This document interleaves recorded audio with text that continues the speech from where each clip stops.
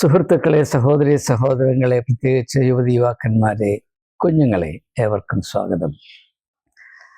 ജന്തുത്വത്തിൽ നിന്ന് മനുഷ്യത്വത്തിലേക്ക്, അല്ലെങ്കിൽ ജന്തുത്വത്തിൽ നിന്ന് വ്യക്തിത്വത്തിലേക്ക് എന്നതാണ് നമ്മുടെ വിഷയം. 2 ദിവസങ്ങൾക്ക് മുൻപ് ഞാൻ ഈ വിഷയം ആദ്യമായി അവതരിപ്പിച്ചിട്ടുള്ളതാകുന്നു, ഇൻട്രൊഡ്യൂസ് ചെയ്തിട്ടുള്ളതാകുന്നു.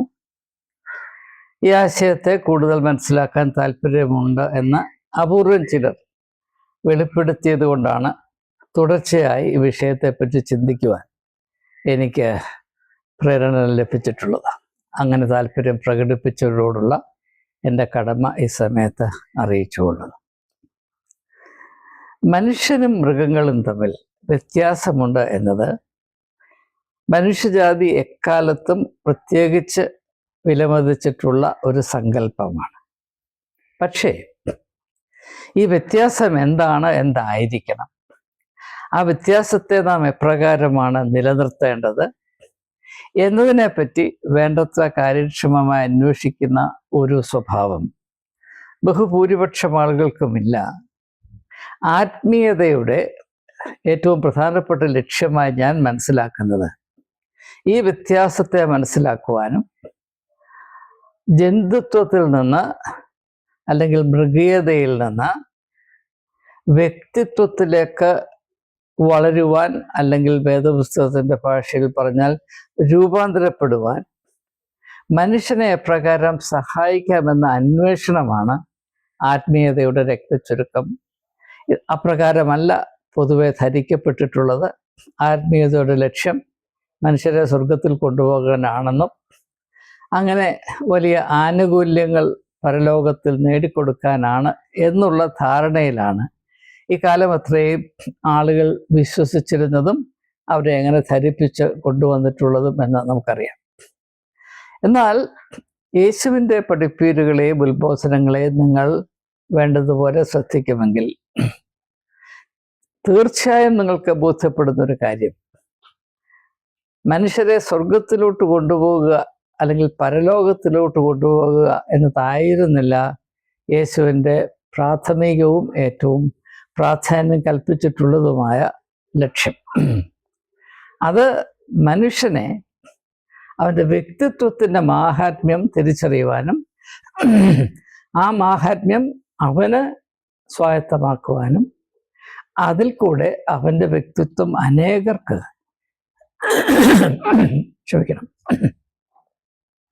അനുഗ്രഹമായി തീരത്തക്കവണ്ണം വളർത്തിയെടുക്കാനുമുള്ള സഹായം നൽകുക എന്നതാണ് യേശുവിൻ്റെ പരിസ്ഥിതി ശുശ്രൂഷയുടെയും മനുഷ്യാവസ്ഥയിലോടുള്ള ഇടപെടലിൻ്റെയും പ്രധാനപ്പെട്ട അല്ലെങ്കിൽ മുഖ്യ ലക്ഷ്യമെന്ന് സുവിശേഷങ്ങളിൽ കൂടെ നമുക്ക് മനസ്സിലാകാവുന്നതാണ്.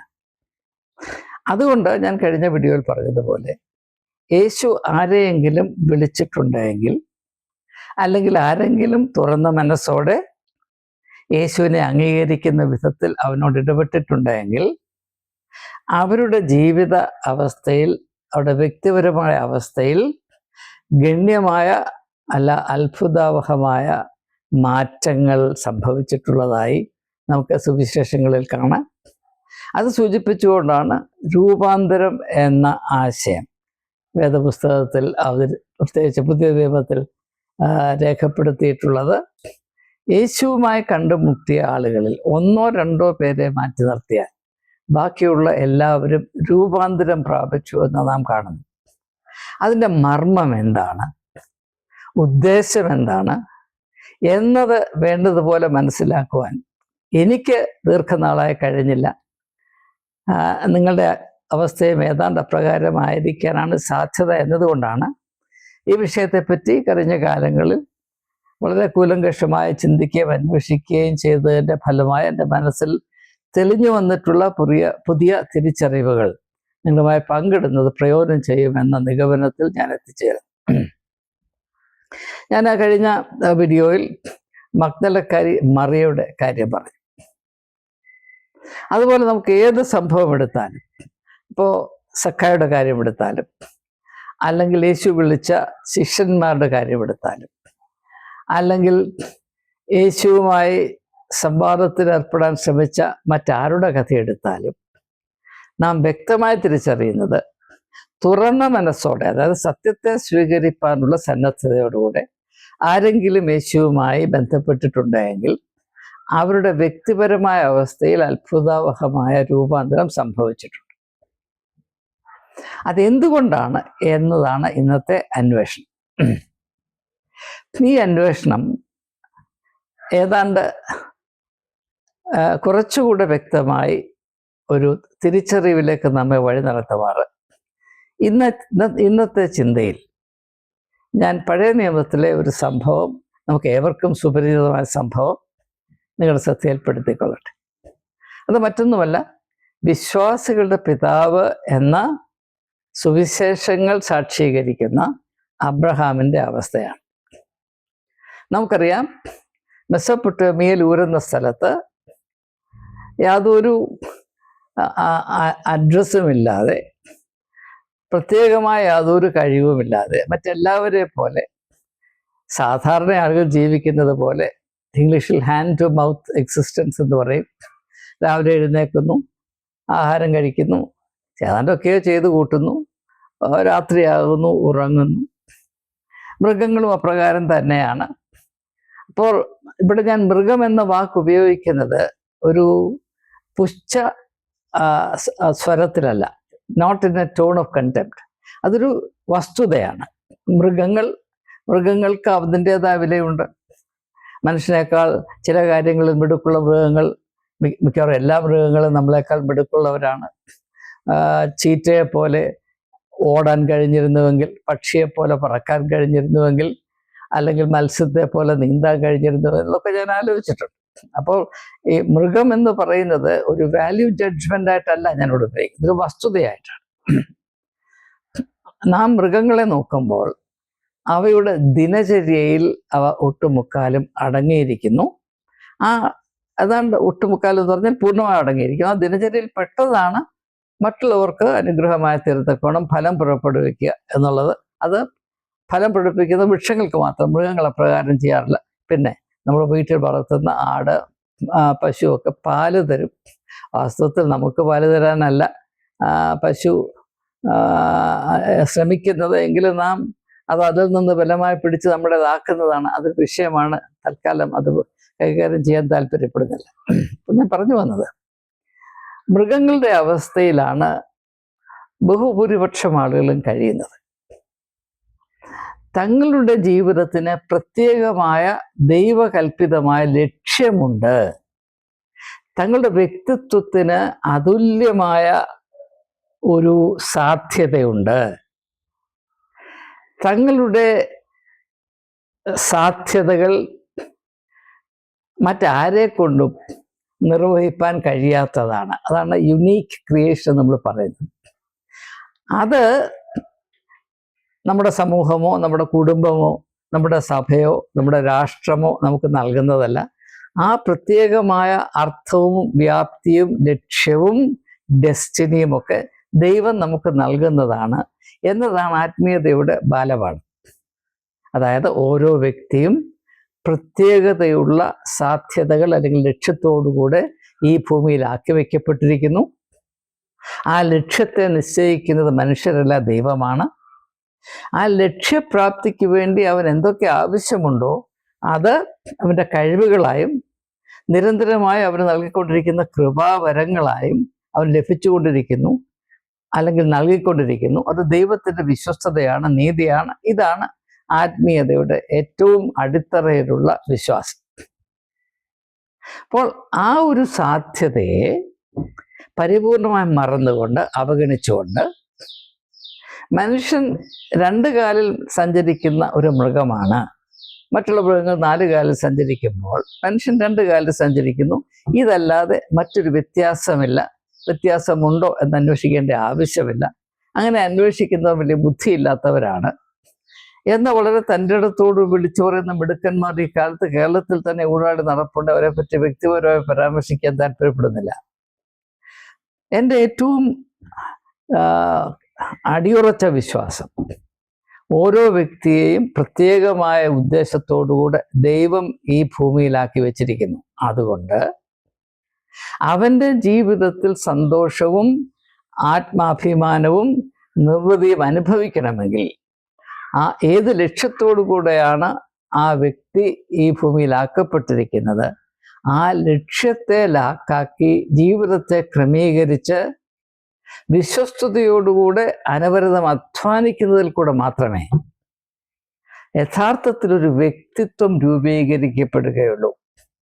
ഇനി ഇത് കുറച്ചുകൂടെ മനസ്സിലാക്കുന്നതിന് വേണ്ടി വ്യക്തിത്വത്തെ പറ്റിയുള്ള 2 വ്യത്യസ്തമായ ധാരണകൾ, അല്ല 3 വ്യത്യസ്തമായ ധാരണകൾ ഞാൻ നിങ്ങളുമായി പങ്കിടട്ടെ. നമുക്കറിയാം, മലയാളത്തിൽ വ്യക്തിത്വം എന്ന് പറഞ്ഞാൽ അതിൻ്റെ ആവിർഭാവം വ്യക്തത എന്ന ആശയത്തിലാണ്. ആർക്കാണോ ജീവിതത്തെ പറ്റിയും അതിൻ്റെ സാധ്യതകളെ പറ്റിയും അതിൻ്റെ ലക്ഷ്യങ്ങളെ പറ്റിയും വ്യക്തതയുള്ളത് അവന് വ്യക്തിത്വമുണ്ട്. ആരാണോ എല്ലാറ്റിനെ പറ്റിയും എപ്പോഴും ചിന്താക്കുഴപ്പത്തിലായി ഒന്നിനെപ്പറ്റിയും പ്രത്യേകിച്ച് ഗ്രാഹ്യമില്ലാതെ ഇങ്ങനെ ഊടാടി നടക്കുന്നത് അവന് വ്യക്തിത്വമില്ല, അവൻ നിഴല് പോലെയാണ്. ഇതാണ് മലയാളത്തിലെ സങ്കല്പം. ഇത് ഹിന്ദു സങ്കല്പമാണ്. അതിൽ വളരെ അർത്ഥമുണ്ട് എന്ന് ഞാൻ വിശ്വസിക്കുന്നു. മറ്റൊരു സങ്കല്പമാണ് പാശ്ചാത്യ സംസ്കാരത്തിൽ പേഴ്സണാലിറ്റി. അത് മനുഷ്യൻ ധരിച്ചിരിക്കുന്ന മുഖം മൂടിയാണ് പേഴ്സണാലിറ്റി. മറ്റുള്ളവർ തിരിച്ചറിയേണ്ടതിന്, അല്ലെങ്കിൽ മറ്റുള്ളവർ ഇപ്രകാരം തന്നെപ്പറ്റി വിശ്വസിക്കേണ്ടതിന് മനുഷ്യൻ പൊതുരംഗത്ത് പ്രവേശിക്കുന്നതിന് മുൻപ് ധരിക്കുന്ന മുഖം മൂടിയാണ് പേഴ്സണാലിറ്റി എന്നൊരു ധാരണ. പേഴ്സണ എന്ന ലാറ്റിൻ വാക്കിൻ്റെ അർത്ഥം മാസ്ക് എന്നാണ്. പേഴ്സണാലിറ്റി നാം സമൂഹത്തിന് മുമ്പിൽ വരുമ്പോൾ എന്ത് മുഖം മൂടി അണിഞ്ഞുകൊണ്ട് വരുന്നു അതാണ് നമ്മുടെ പേഴ്സണാലിറ്റി. ഇതാണ് 2ാമത്തെ ധാരണ. 3ാമത്തെ ധാരണയാണ് ആത്മീയമായ ധാരണ. അതായത് വ്യക്തിത്വം എന്നത് ആത്മീയമായ ഒരാശയമാണ്. ആ വ്യക്തിത്വത്തിൻ്റെ ഉറവിടം ആണ് നാം അന്വേഷിച്ച് മനസ്സിലാക്കാൻ ശ്രമിക്കുന്നത്. ഈ വ്യക്തിത്വത്തോടുള്ള ബന്ധത്തിൽ വേണം വിശ്വാസത്തെ നാം മനസ്സിലാക്കേണ്ടത്. ഈ കാര്യം ഞാൻ തിരിച്ചറിഞ്ഞിട്ട് ഏറെ നാളായില്ല. ഞാൻ എല്ലാവരെയും പോലെ വിശ്വാസത്തെ മറ്റൊരു വിധത്തിലാണ് മനസ്സിലാക്കിയത്. പക്ഷെ കൂടുതൽ അന്വേഷിക്കും തോറും കൂടുതൽ വചനത്തോട് വിധേയത്വത്തിൽ കാര്യങ്ങൾ മനസ്സിലാക്കാൻ ശ്രമിക്കും തോറും ഒരു കാര്യം എനിക്ക് കൂടുതൽ വ്യക്തമായി മനസ്സിലായി വരുന്നത്, വിശ്വാസം എന്നത് മനുഷ്യൻ്റെ ആത്മീയമായ വ്യക്തിത്വത്തോട് വളരെ വളരെ ചേർന്ന് നിൽക്കുന്ന ഒരു പ്രതിഭാസമാണ്. വിശ്വാസമില്ലാത്തവന് വ്യക്തിത്വം ഉണ്ടാകാൻ സാധ്യമല്ല. വ്യക്തിത്വമുള്ളവൻ വിശ്വാസിയായിരിക്കും. പക്ഷെ നമ്മുടെ ഇടയിൽ അങ്ങനെയല്ല. ആര് വിശ്വാസിയാണെന്ന് ലേബലൊട്ടിച്ചുകൊണ്ട് നടക്കുന്നോ അവന് വ്യക്തിത്വം അല്പം പോലുമില്ല.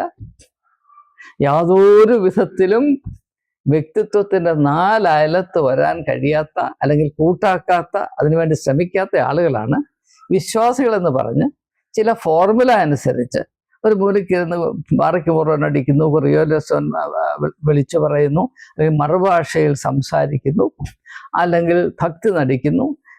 ഇവരിൽ ഒന്നുമില്ലാത്ത കാര്യമാണ് വ്യക്തിത്വം എന്നുള്ളത്. അല്പം ഒന്ന് ശ്രദ്ധിച്ചാൽ മനസ്സിലാകും. കൂടുതലായി അത് വിശദീകരിക്കേണ്ട ആവശ്യമില്ലെന്നോർത്ത് ഞാൻ സന്തോഷിക്കും. അപ്പോൾ ഈ വിശ്വാസവും വ്യക്തിത്വവും തമ്മിലുള്ള ബന്ധം അത് മനസ്സിലാക്കുന്നതിനാണ് വിശ്വാസികളുടെ പിതാവെന്ന് എല്ലാവരും പറയുന്ന അബ്രഹാമിൻ്റെ അവസ്ഥയെ നാം ഒന്ന് പരിഗണിക്കുന്നത് വളരെ സഹായിക്കും എന്ന അഭിപ്രായം ഞാൻ നിങ്ങളോട് പങ്കിട്ട് കഴിഞ്ഞു. ഉൽപ്പത്തി പുസ്തകത്തിൽ 12-ാം അധ്യായത്തിൽ നമുക്കറിയാം, യഹോവയായ ദൈവം അബ്രാമിനെ, അന്നവൻ അബ്രഹാമല്ല, അബ്രാമിനെ അവൻ്റെ നാട്ടിൽ നിന്ന്, ഹോംലൻഡ്, അവൻ്റെ പിതൃഭവനത്തിൽ നിന്ന്, അവൻ്റെ ചാർച്ചക്കാരുടെ മധ്യത്തിൽ നിന്ന്, അവൻ്റെ സമൂഹത്തിൽ നിന്ന് വിളിച്ച് വേർതിരിച്ച് ദൈവം മാത്രം അവനായി കണ്ടിട്ടുള്ള ഒരിടത്തേക്ക്, അവൻ അന്നുവരെയും കണ്ടിട്ടില്ലാത്ത, എന്തെന്നവന് യാതൊരു ഗ്രാഹ്യവുമില്ലാത്ത ഒരിടത്തേക്ക് അവനെ അയക്കുകയാണ്. ഇവിടെ ഏറ്റവും പ്രത്യേകമായി നാം മനസ്സിലാക്കേണ്ടത് ദൈവ വിളി എന്നുള്ള ആശയമാണ്. God's calling of individuals. ദൈവം നമ്മെ വിളിക്കുന്നു, ദൈവം നമ്മെ വിളിക്കുന്നു. നമുക്കറിയാം, ഇംഗ്ലീഷിൽ വൊക്കേഷൻ എന്നൊരു വാക്കുണ്ട്. വൊക്കേഷൻ അത് വിളി എന്നാണ് എൻ്റെ അർത്ഥം. അപ്പോൾ പക്ഷെ ഇപ്പോൾ മതേതര സംസ്കാരത്തിൽ വൊക്കേഷൻ എന്ന് പറഞ്ഞാൽ ഏതാണ്ട് തൊഴിലെന്നാണ് അർത്ഥം. പക്ഷെ അങ്ങനെ ആയിരുന്നില്ല എൻ്റെ അർത്ഥം. ലാറ്റിൻ ഭാഷയിൽ വൊക്കേഷൻ എന്നത് വിളിക്കുക എന്ന ആശയത്തിൽ നിന്ന് ഇംഗ്ലീഷിലോട്ട് വന്ന ഒരു പദമാണ്. ഉദാഹരണമായിട്ട് ഇൻവൊക്കേഷൻ, ഏതെങ്കിലും ഒരു പ്രോഗ്രാം തുടങ്ങുന്നതിന് മുമ്പ് ഈശ്വര ഗാനം പാടുന്നു, അത് ഈശ്വര സാന്നിധ്യം വിളിച്ചു വരുത്തുന്നു. Invoking the presence of God. നിങ്ങൾ ആരെയെങ്കിലും ബുദ്ധിമുട്ടിക്കുമ്പോൾ നിങ്ങളവരെ പ്രൊവോക്ക് ചെയ്യുകയാണ്. പ്രൊവോക്ക് എന്ന് പറഞ്ഞാൽ അവൻ്റെ ഉള്ളിലുള്ള കോപം വിളിച്ച് നിങ്ങളിലേക്ക് കൊണ്ടുവരികയാണ്, പ്രൊവോക്ക്. അപ്പം വൊക്കേഷൻ എന്നത് ദൈവം നമ്മെ വിളിക്കുന്നു. അപ്പോൾ നമ്മുടെ വൊക്കേഷൻ എന്താണ്? എൻ്റെ വൊക്കേഷൻ വിദ്യാഭ്യാസമായിരുന്നു, അധ്യാപക ജോലിയായിരുന്നു.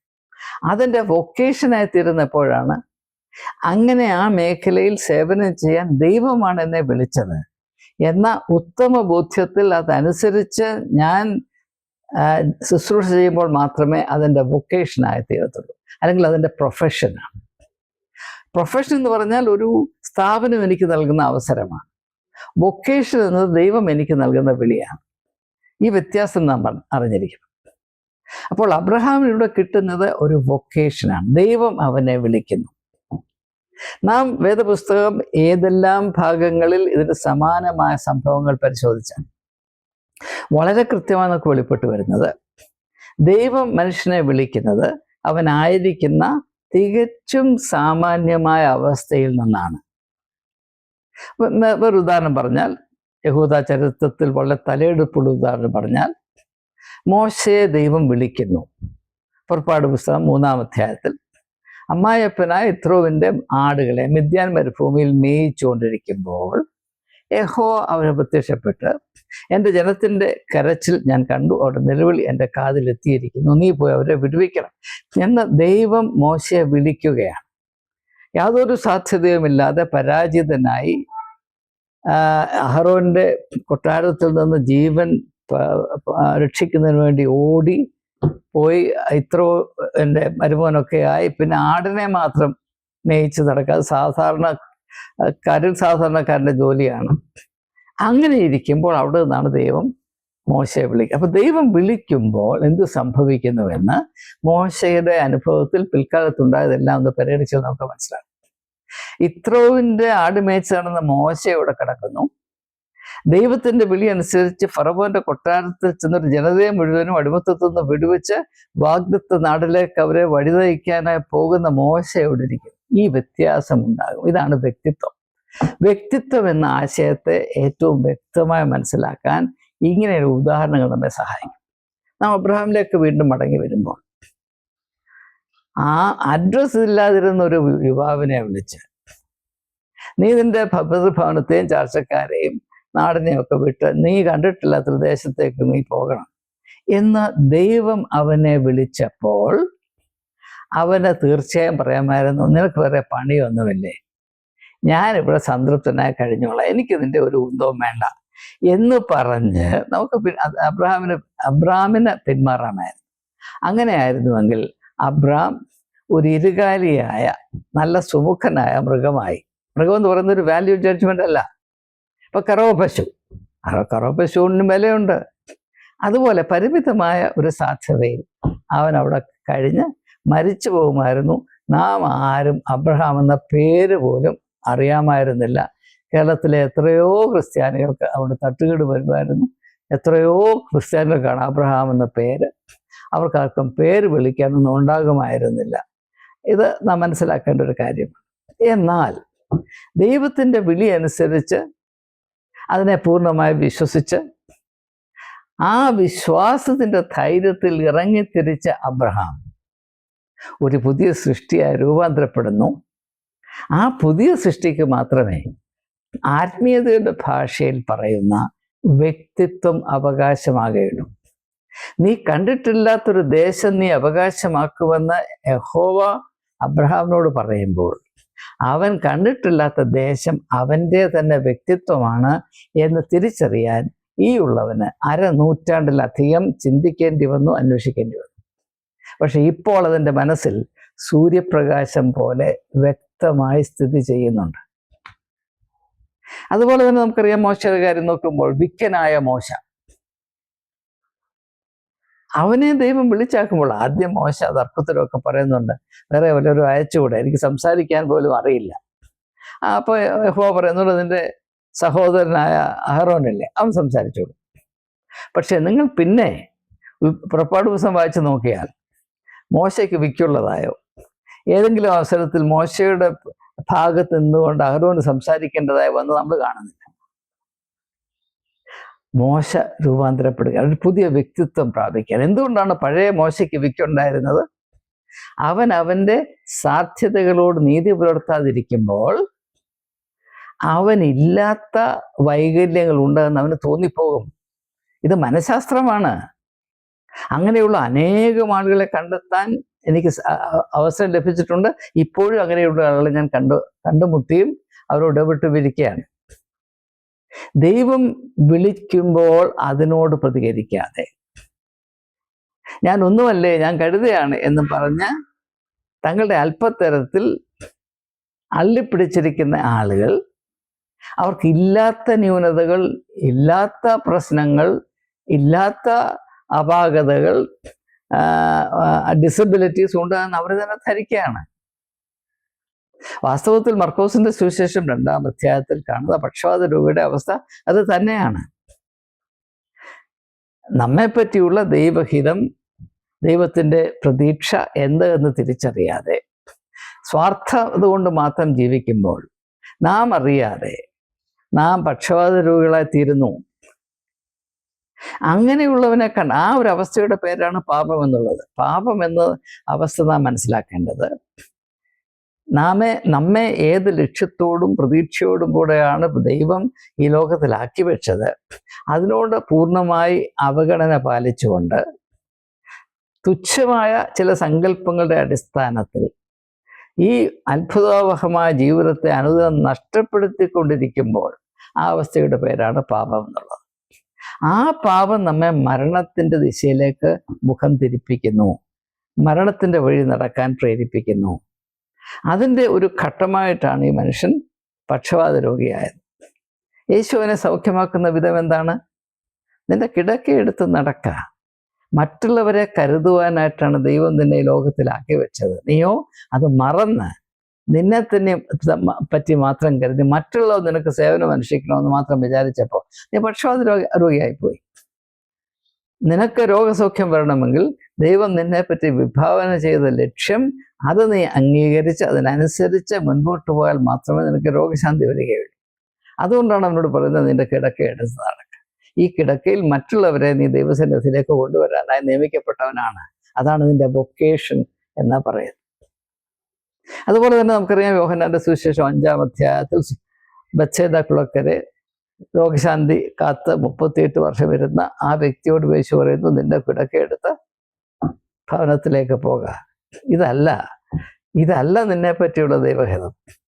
ഇപ്പം ഞാൻ പറഞ്ഞു വന്നത് വളരെ സുപ്രധാനമായ ഒരു ആശയമാണ്, വേദപുസ്തകത്തിൻ്റെ ഹൃദയഭാഗത്തുള്ള ആശയമാണ്. നാം യഥാർത്ഥത്തിൽ വ്യക്തികളായി തീരണമെങ്കിൽ, നാം യഥാർത്ഥത്തിൽ വിശ്വാസികളായി തീരണമെങ്കിൽ അതിൻ്റെ ആ പ്രാരംഭപടിയും ആകത്തുകയുമാണ് ദൈവത്തിൻ്റെ വിളി കേൾക്കുക. ദൈവത്തിൻ്റെ വിളി കേൾക്കുക. ദൈവത്തിൻ്റെ വിളി കേൾക്കുക. ഈ തരുണത്തിൽ നമുക്ക് നമ്മോട് തന്നെ ചോദിക്കേണ്ട ഒരു ചോദ്യമുണ്ട്. ദൈവം ചില പ്രത്യേകമായ മറ്റാരെ കൊണ്ട് നിർവഹിക്കാൻ കഴിയാത്ത ചുമതലകൾ അല്ലെങ്കിൽ ലക്ഷ്യങ്ങൾ നേടിയെടുക്കുവാനാണോ എന്നെ ഇവിടെ ആക്കി വച്ചിരിക്കുന്നത്? അങ്ങനെയാണ് എന്ന് ഞാൻ വിശ്വസിക്കുന്നുണ്ടോ? ചില പ്രത്യേകമായ ലക്ഷ്യങ്ങൾ മുൻകരുതിയാണോ ദൈവം എന്നെ സൃഷ്ടിച്ചത് എന്ന് ഞാൻ വിശ്വസിക്കുന്നുണ്ടോ? ആ വിശ്വാസമില്ലെങ്കിൽ ഞാൻ വിശ്വാസിയല്ല. വിശ്വാസ പ്രമാണം 10,000 തവണ ഉരുവിട്ടാലും നീ വിശ്വാസിയല്ല. നീ വിശ്വാസിയാകുന്നത് എപ്പോഴാണ്? ദൈവം നിന്നെ വിളിക്കുമ്പോൾ. ദൈവം നിന്നെ വിളിക്കുന്നത് ആനുകൂല്യം നൽകാനൊന്നുമല്ല, ചില പ്രത്യേകമായ ഒരിക്കലും ഒഴിച്ചുകൂടാൻ വയ്യാത്ത ചില ലക്ഷ്യങ്ങൾ നേടാനാണ്, ചില കടമകൾ വഹിക്കാനാണ്, ചില വിടവുകൾ നികത്താനാണ്. ആ ഒരു വിളിയോട് പ്രതികരിക്കുവാൻ, ദൈവഹിതത്തോട് സമരസപ്പെടുവാൻ നിനക്ക് മനസ്സില്ല എങ്കിൽ നീ വിശ്വാസിയാണെന്ന് ആര് പറഞ്ഞു? എങ്ങനെ പറയാൻ സാധിക്കും? അപ്പൊ വിശ്വാസം എന്നാൽ എന്താണ് എന്നറിയാൻ വയ്യാത്ത വിശ്വാസികളെ കൊണ്ട് നിറഞ്ഞിരിക്കുന്ന ഒരു സമൂഹമാണ് ഇന്ന് കേരളത്തിലെ ക്രിസ്തീയ സമൂഹം. സഭകൾ മുഴുവനും വിശ്വാസികളാണ് എങ്കിലും വിശ്വാസം എന്നാൽ എന്താണെന്ന് ചോദിച്ചാൽ എട്ടും പൊട്ടും അറിയില്ല എന്നത് നിങ്ങൾക്ക് കൃത്യമായ അനുഭവവേദ്യമായി തീരും. കഴിയുമെങ്കിൽ ഒന്ന് ശ്രമിച്ചു നോക്കൂ. പരിചയമുള്ള ഒരു 10 ക്രിസ്ത്യാനികളോട് ചോദിക്കണം, വിശ്വാസം എന്നാൽ എന്താണ്? നിങ്ങൾ വിശ്വാസികളാണോ? ആണ്. വിശ്വാസം എന്നാൽ എന്താണ്? അറിയില്ല. അറിയില്ല. ഇതാണ് നമ്മുടെ അവസ്ഥ. അപ്പോൾ ഈ വിശ്വാസത്തിൽ കൂടെ മാത്രമേ ഒരു ജന്തു ഒരു വ്യക്തിയായി തീരുന്നുള്ളൂ.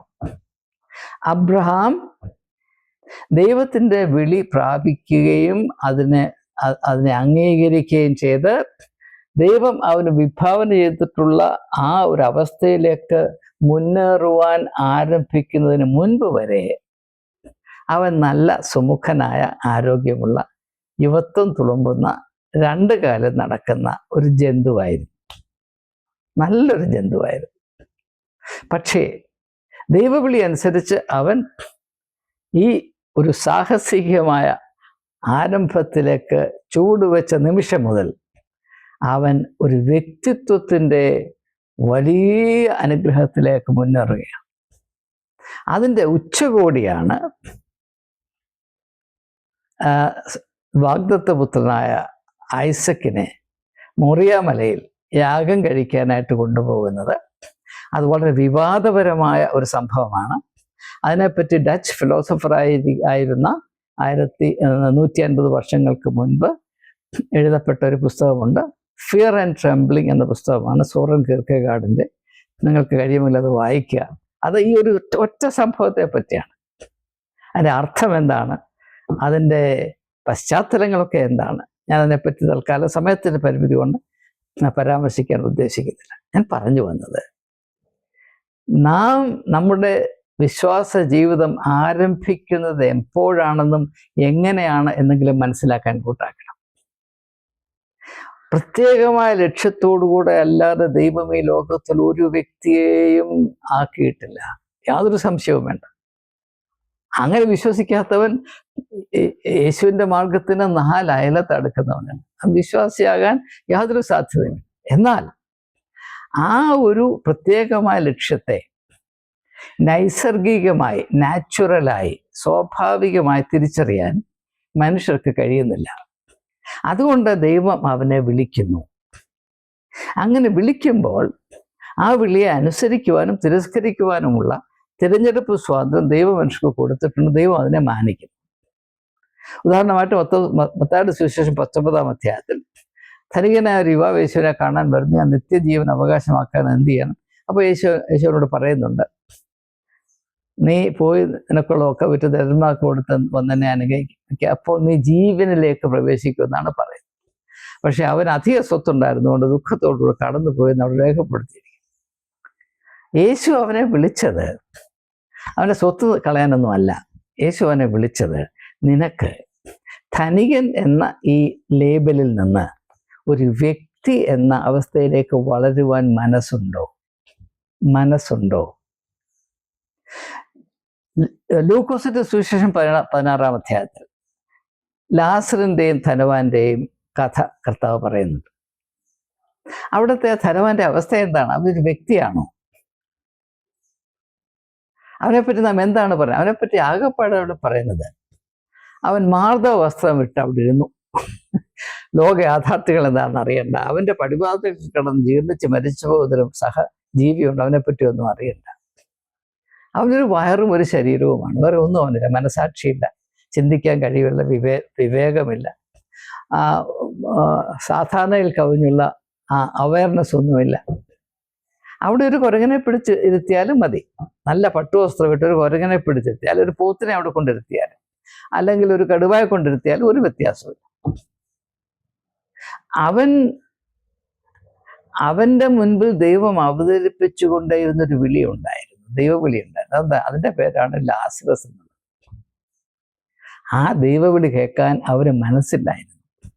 അതുകൊണ്ട് അവൻ ധനവാനെന്ന് പറയുന്ന ഈ ഒരു സങ്കല്പത്തിൽ മാത്രം ഇരുന്നു പോയി. അവനൊരു വ്യക്തിയായില്ല, ഒരു പേഴ്സണാലിറ്റി ആയില്ല. ഇത് മനസ്സിലാക്കണം. ഇത് വളരെ വളരെ പ്രത്യേകിച്ച് ഈ കാലത്ത്, അതായത് ഭൗതിക ഉപഭോക്തൃ സംസ്കാരം ലോകത്തെ മനുഷ്യജാതി ആകമാനവും കാർന്നു തിന്നുകൊണ്ടിരിക്കുന്ന ലോകത്ത് മനുഷ്യൻ അവൻ്റെ മനുഷ്യത്വത്തിൽ അനുദിനം അധപ്പതിച്ചുകൊണ്ടേയിരിക്കും. ലോകത്തിലുള്ള എല്ലാ ചിന്തകരും ഇന്ന് ഒന്നുപോലെ സമ്മതിക്കുന്ന കാര്യമാണ് മനുഷ്യൻ്റെ വ്യക്തിത്വത്തിൽ ഗണ്യമായ ഇടിവുണ്ടായിക്കൊണ്ടിരിക്കുന്നു. 20th സെഞ്ച്വറി ലിറ്ററേച്ചർ, കഴിഞ്ഞ 20ാം നൂറ്റാണ്ടിലെ സാഹിത്യത്തെപ്പറ്റി ആഗമനമായി പറയുമ്പോൾ അതിൽ ഏറ്റവും പ്രധാനപ്പെട്ട വിഷയമായി സാഹിത്യത്തിൻ്റെ ചരിത്രകാരന്മാർ പറയുന്നത്, the most predominant theme of 20th century literature is the dwindling stature of human personality. മനുഷ്യൻ്റെ വ്യക്തിത്വത്തിൽ സംഭവിച്ചുകൊണ്ടിരിക്കുന്ന വലിയ ഇടിവാണ് 20ാം നൂറ്റാണ്ടിലെ സാഹിത്യത്തിൻ്റെ ഏറ്റവും പ്രധാനപ്പെട്ട കരുതൽ എന്ന് പറയപ്പെടുന്നു. അത് ശരിയാണ്. അത് 21ാം നൂറ്റാണ്ടിൽ നാം ഏറ്റുവാങ്ങിയിട്ടുണ്ട്. അതുകൊണ്ടാണ് നാം വലിയ വലിയ ആളുകളെ കാണാൻ നോക്കുമ്പോൾ നാം നിരാശപ്പെട്ട് നാണിച്ച് തിരിച്ചു പോകുന്നത്. ഇതൊക്കെ സംഭവിക്കുമ്പോൾ നാം വളരെ കൃത്യമായി മനസ്സിലാക്കേണ്ട ചില അടിസ്ഥാന വേദപുസ്തക ആശയങ്ങളാണ് ഞാൻ ഈ വീഡിയോയിൽ ഉൾപ്പെടുത്താൻ ശ്രമിക്കും. അപ്പോൾ അതുകൊണ്ട് വിശ്വാസം എന്നാൽ എന്താണ്? മനുഷ്യനെ അവൻ്റെ ജന്തു എന്ന് പറയുന്ന അവസ്ഥയിൽ നിന്ന് വ്യക്തി എന്ന അവസ്ഥയിലേക്ക് ഉയർത്തുവാൻ ദൈവം നൽകിയ ഏറ്റവും വലിയ സമ്പത്ത്, റീസോഴ്സ്, അതിൻ്റെ പേരാണ് വിശ്വാസം എന്നുള്ളത്. പലരും വിചാരിച്ചിരിക്കുന്ന വിശ്വാസം എന്ന് പറയുന്നത് നാം ദൈവത്തോട് കാണിക്കുന്ന മാന്യതയാണ്. അങ്ങനെയൊന്നുമല്ല. നാം നമ്മോട് കാണിക്കുന്ന അടിസ്ഥാനപരമായ നീതിയുടെ പേരാണ് വിശ്വാസം എന്നുള്ളത്. ഈ വിശ്വാസമില്ല എങ്കിൽ നീ മൃഗതുല്യമായി മാത്രം, നീ ജന്തുവായി കഴിയും. അങ്ങനെയുള്ളവരുടെ മുമ്പിൽ മുത്തുകൾ ഇട്ട് കൊടുത്താൽ അവരെങ്ങനെ പ്രതികരിക്കുമെന്ന് യേശു പറഞ്ഞിട്ടുണ്ട്. ഞാൻ കൂടുതലായ വിഷയം നിങ്ങളുടെ മുമ്പിൽ ഇനി വീണ്ടും അവതരിപ്പിക്കുന്നില്ല. എന്തുകൊണ്ടാണ് നമ്മുടെ സഭകളിൽ, സമൂഹങ്ങളിൽ, ക്രിസ്തീയ വിശ്വാസ സമൂഹങ്ങളിൽ ജീവനുണ്ടോ അതോ മരിച്ചുപോയോ എന്ന വിധത്തിൽ ബഹുഭൂരിപക്ഷം ആളുകളും കഴിയുന്നു? അത് സദ്യത്തിലെ സഭയ്ക്ക് കൊടുക്കുന്ന ഇതിലുണ്ട്. നീ ജീവിച്ചിരിക്കുന്നൊക്കെ പേരുണ്ടെങ്കിലും നീ മരിച്ചവനാണ്. നീ ജീവിക്കുന്നത് മരിക്കുന്നതും തുല്യമാണ്. നീ ശീതവാനാണോ ഉഷ്ണവാനാണോ? ലൗദോക്യ സഭയുള്ള ചോദ്യമാണ്. അത് നമ്മോടുമുള്ള ചോദ്യമാണ്. കാരണം നിനക്ക് വ്യക്തിത്വമില്ലെങ്കിൽ നീ ശീതവാനുമല്ല ഉഷ്ണവാനുമല്ല, ശീതോഷ്ണവാനാണ്. നീ അവിടെ ഉള്ളതും ഇല്ലാത്തതും കണക്കാണ്. വല്ല ഗുണവുമുണ്ടോ? അതുകൊണ്ടാണ് യേശു പറഞ്ഞത് ഉപ്പിന് കാരമില്ലാതെ പോയാൽ. അതായത് നീ ജന്തുവായി മാത്രം ഇരുന്നാൽ എന്ത് പ്രയോജനം? അല്ലെങ്കിൽ കത്തിച്ച വിളക്ക് പറയും കീഴിൽ വെച്ചാൽ ആർക്കാണ് പ്രയോജനം?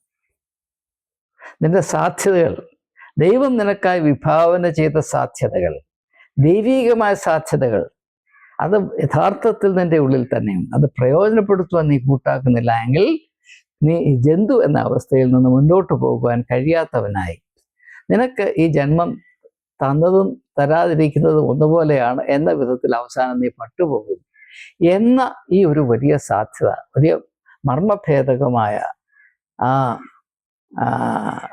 യാഥാർത്ഥ്യം തിരിച്ചറിയുവാൻ കൂട്ടാക്കണമെന്ന് ഏവരോടും അപേക്ഷിച്ചുകൊണ്ട് ഇത് സംബന്ധമായ കൂടുതൽ വെളിപ്പെടുത്തലുകൾ ഇനിയുള്ള കാലങ്ങളിൽ നടത്തുവാൻ ഉദ്ദേശിക്കുന്നുണ്ട് എന്നുകൂടെ ഒന്ന് സാക്ഷ്യപ്പെടുത്തി വാക്കുകൾ ഉപസംഹരിക്കുന്നു. ഏവർക്കും നമസ്കാരം.